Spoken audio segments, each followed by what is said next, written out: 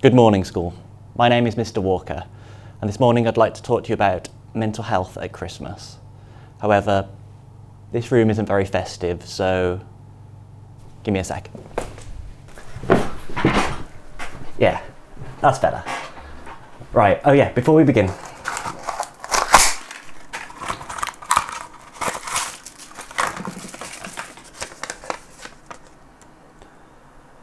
What do snowmen eat for lunch? You can have the answer at the end. So we are now super close to finally closing our exercise books, giving our friends a big festive hug, and running up that driveway through those school gates as we finish for our Christmas break. Christmas can truly be a magical time of year. It's an opportunity for us to spend a bit more time with our loved ones, eat a bit too much, spend a bit too much, maybe receive some nice gifts, maybe go to some parties, or maybe just relax and unwind. This break can really be a positive thing for many people, but as we get closer to Christmas and we tear off another day off our advent calendar, I just wanted to take this opportunity to talk to you about the flip side of that coin.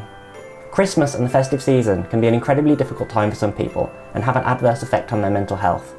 So I guess my goal here this morning is to just touch briefly on what some of those issues might be, and hopefully encourage you to be more mindful of others if you are lucky enough not to be affected by any of these yourself. Chances are over the coming weeks there might be a number of social occasions you'll be invited to, whether that's with family, old friends, new friends, that one aunt that insists on giving you a kiss every time she sees you. There might be small gatherings or big parties, or you may even be lucky enough to be invited to Boris's annual Christmas do. And you might be really excited about this, but equally that level of social interaction, seeing people you've not seen for a while or meeting new people, may fill you with anxiety, and that's okay. If that does sound like something you might be struggling with, here are a few ideas. Let people know beforehand that you may need some quiet time. A 5-minute break from the hustle and bustle of a party may be all you need to relax enough before you can continue to engage with people again. Meeting new people may be daunting, but a surefire conversation starter this time of year is, what are your plans for Christmas? Or what are you hoping to get for Christmas? Having a few conversation starters may help you feel more relaxed. Let someone close to you know that you're feeling a bit insecure. Be that a best friend or a parent. Chances are if they know you aren't feeling super sociable, then they will look out for you.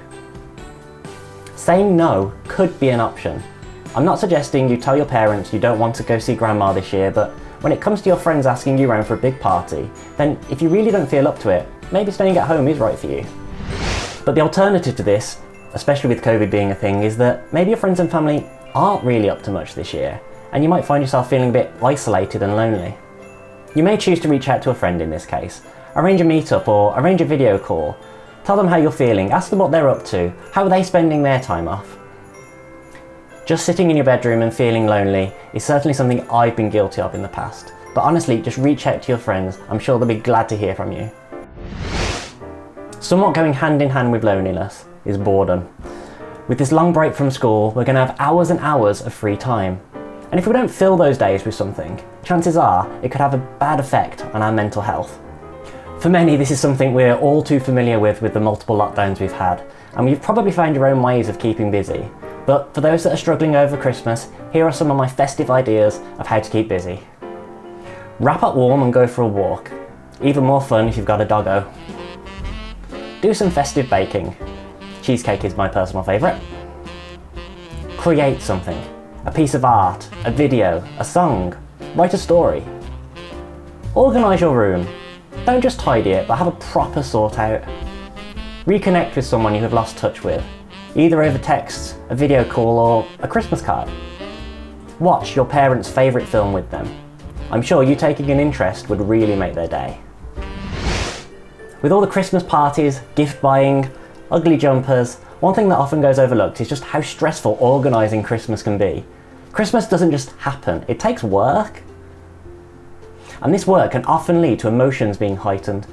You may even have to be dealing with arguments at home as others deal with their own stresses and anxieties. Christmas can make us feel like we have to live up to the hype of it all. Have a great time, buy the most meaningful present. It can be overwhelming. I suppose in cases like this, my suggestions would be, set yourself reasonable goals.